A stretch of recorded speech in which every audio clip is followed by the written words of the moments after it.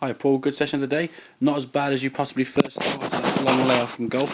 Just a couple of things to go through now though. Just on the left hand side, if we look at the swing going back, there was a little bit of over wrist hinge in the backswing, almost cheating the backswing now by hinging the wrist a little bit too much, clubbing a little bit too far in the backswing there as we can see, and not really creating a nice coil with that right hip going back.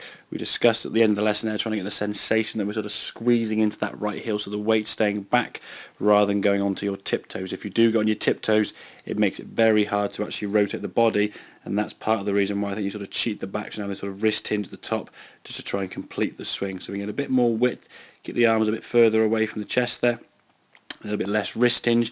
That's going to put the club in a better position at the top, as we can see now on the right hand side.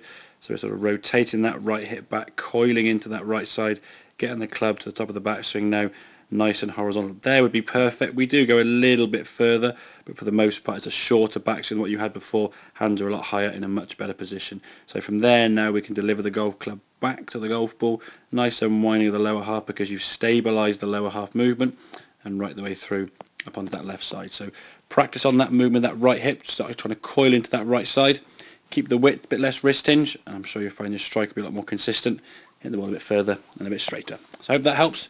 Any questions, give me a shout, and I'll see you next week. Cheers, Paul.